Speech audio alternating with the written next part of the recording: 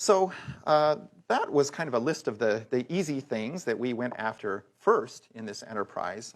But along the way, of course, we bump into some bigger, more complex, knotty problems that we're still trying to get on top of. And I'll give you a little bit of a sense of sort of where we're at right now and some of the other complexities that need to really be sort of mapped out more fully before we have what I would call sort of a satisfying and effective body of theory in this area.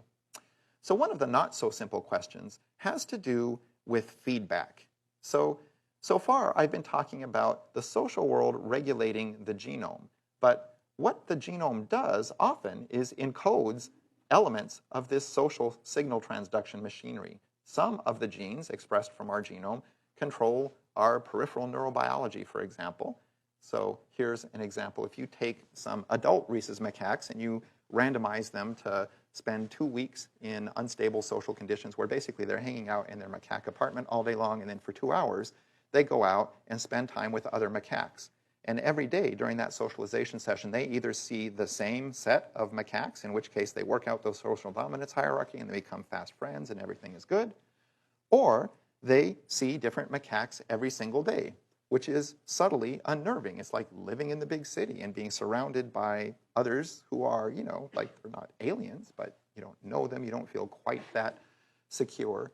Just that level of low-grade social unfamiliarity is enough to upregulate expression of the nerve growth factor gene by a factor of about 2 in the lymph nodes of these animals. And so, as its name might imply, the nerve growth factor gene encodes a protein that controls the arborization of sympathetic nerve fibers within the lymph node. The lymph node itself is, basically a convention center for the immune system. It's where different types of immune cells get together and coordinate what kind of a response they're going to develop in reaction to a particular kind of tissue damage or microbial insult.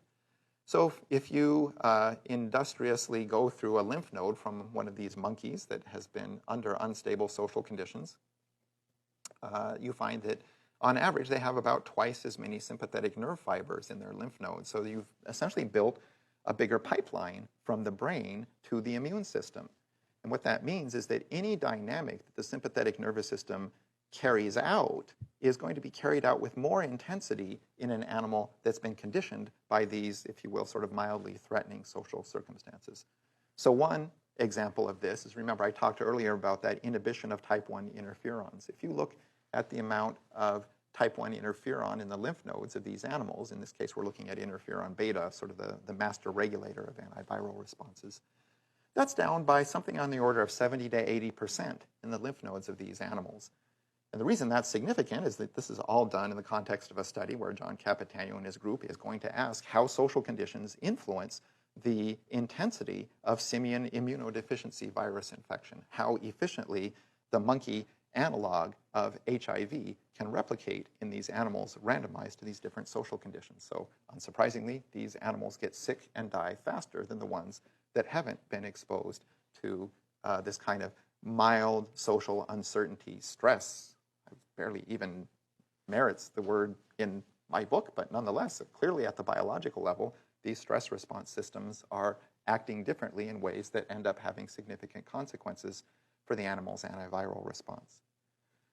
So what happens is when our genome expresses more nerve growth factor, and that causes sort of a more throughput from the brain to the immune system, that in some sense can persist for quite a while because the proteins that are generated, the new nerve fibers that get made by this, tend to hang around. And so for the entire period of time that you have that, if you will, rewired neuroimmune interaction, things that happen to you in the social world, your genome is going to be more sensitive to them. In other words, you've got some feedback system where the genome is, in some sense, changing its own plasticity, its own sensitivity to external social conditions in a way that will persist over time through this kind of recursion, sensitizing the organism to the social environment surrounding it.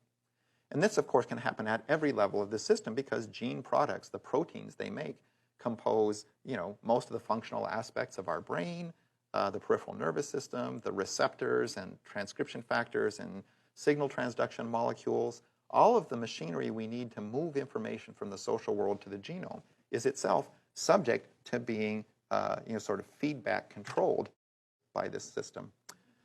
So that includes your brain. So this is an example of what happens if you take an adolescent rat, just recently been weaned, so it can live on its own, and you leave it, in the unfamiliar lifestyle of complete social isolation for just a couple of weeks. You get hundreds of genes in the brains of these animals. We've looked in prefrontal cortex, the sort of the amygdala, hippocampus, all kinds of structures show huge, huge changes in gene expression, the nature of which we cannot figure out because the brain is just such a flummoxing environment. I know what interleukin-1 beta does. I don't know what, sort of G protein receptor 397 or ion channel 242 does. So trying to figure out functionally how this stuff is working is a little bit more of a challenge. But what we can say is it seems unlikely that if you're going to be modulating something like 10% of the whole rat genome, that you're going to be having no effect on the brain. Presumably something is happening to the way the brain processes information. And this is all part of this kind of broader principle of what you might call recursive developmental remodeling, where you can think of our bodies fundamentally, evolutionary theorists think of our bodies as machines for making behaviors in response to environmental conditions. That's what we get selected on. If we behave the right way in an environment, we survive, we thrive, we have lots of kids. Our genomes, kind of sweep the gene pool. But one of the other outputs from our bodies is this RNA that is then going to structure the characteristic of our bodies in the future. In other words, that nerve growth factor, changing how many nerve fibers I have in lymph nodes. That's going to change how my body responds to the environment at some time point in the future. It may leave me more sensitive to what's going on. It may leave me less sensitive. All depends on the specifics.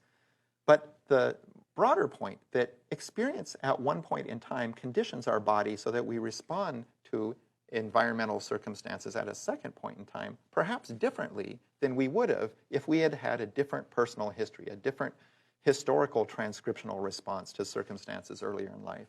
And that, in turn, can then continue to propagate forward in individual development. So in some sense, you can think of our current transcriptome as being sort of a record of how we've evolved our own molecular characteristics in response to the circumstances that we've faced historically throughout our own lives. In other words, in the same way that genetic characteristics at the DNA level change over time, over migration, over sort of human development broadly speaking, within individual lifespans, individual RNA transcriptomes probably also show this kind of evolution and adaptation in response to the environmental conditions that they encounter. So you can think of an intraorganismic record of adaptation at the RNA level. And that allows for some really interesting things, like a great study that Greg Miller and Edith Chen did, where they went to people who were enjoying fairly favorable life circumstances as young adults, and then just simply asked, can I tell any difference in the gene expression profiles from people who were born and lived the first few years of their lives under adverse socioeconomic circumstances? So all these people have favorable current socioeconomic circumstances. They're asking, can I read the tea leaves of your transcriptome and possibly detect some kind of lingering residue of early life adversity? And sure enough, that's actually what they were able to do. So that's one of the, obviously it's been kind of a headache to even explain it. It's not easy to get on top of in terms of actually how do you intervene? How do you make sense of a current transcriptome? Because it's towing a fair amount of baggage from development.